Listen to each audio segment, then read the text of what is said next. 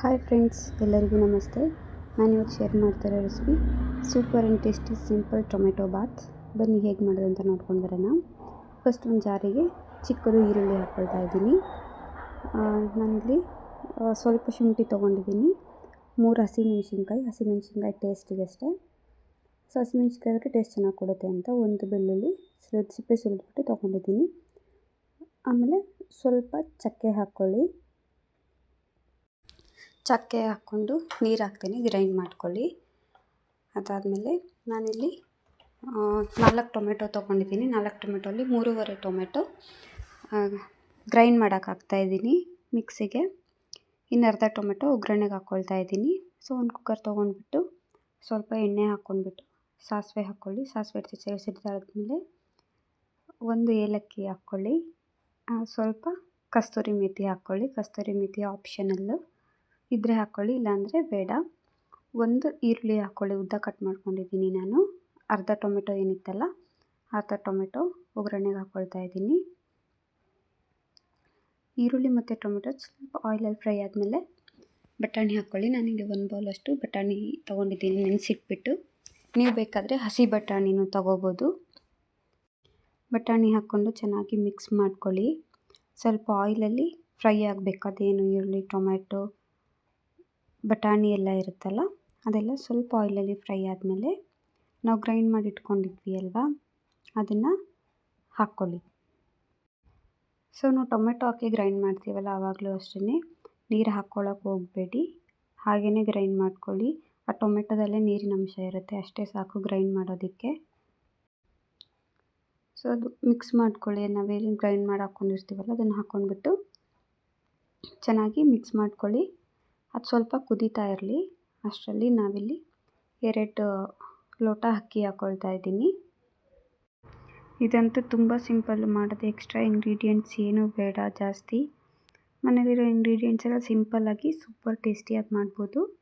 So 2 ಲೋಟ ಅಕ್ಕಿ ಹಾಕ್ಕೊಂಡ್ಬಿಟ್ಟು ಸ್ವಲ್ಪ ನೀರು ಹಾಕ್ಕೊಂಡು ಚೆನ್ನಾಗಿ ತೊಳೆದ್ಬಿಟ್ಟು ಇಟ್ಕೊಳ್ಳಿ.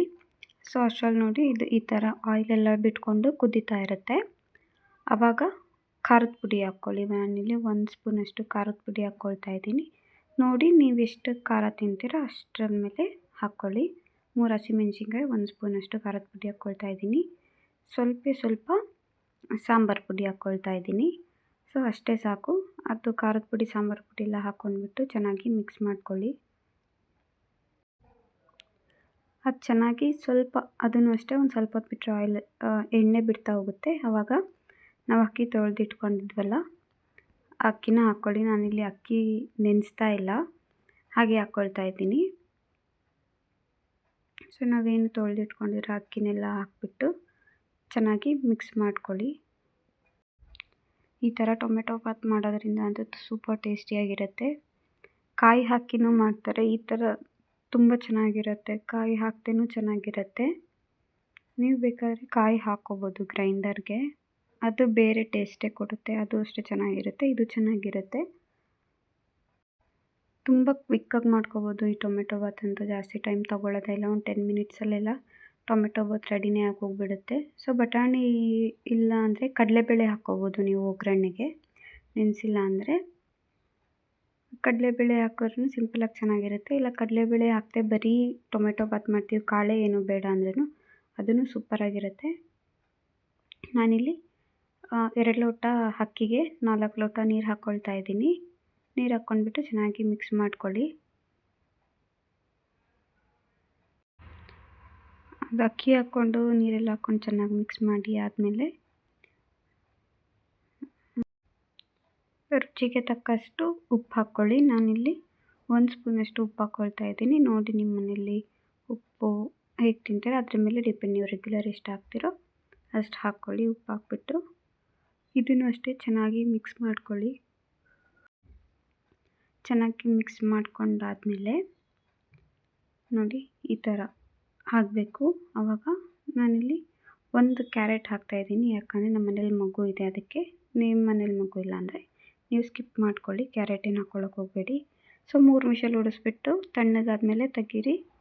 ಈ ಥರ ಆಗಿರುತ್ತೆ, ತುಂಬ ಸಖತ್ತಾಗಿರುತ್ತೆ. ಕಸ್ತೂರಿ ಮೇಥಿ ಹಾಕಿರೋದು, ಅದಕ್ಕೂ ಘಮ ಘಮ ಘಮ ಅಂತ ಇದೆ ಟೊಮೆಟೊ ಬಾತು. ತುಂಬ ಚೆನ್ನಾಗಿರುತ್ತೆ. ನೀವು ಒಂದ್ಸಲ ಟ್ರೈ ಮಾಡಿ, ನಿಜವಾಗ್ಲೂ ಸೂಪರಾಗಿರುತ್ತೆ. ಲಂಚ್ ಬಾಕ್ಸಿಗಂತೂ ಪರ್ಫೆಕ್ಟ್ ರೆಸಿಪಿ, ಪರ್ಫೆಕ್ಟ್ ತಿಂಡಿ ಅಂತಲೇ ಹೇಳ್ಬೋದು.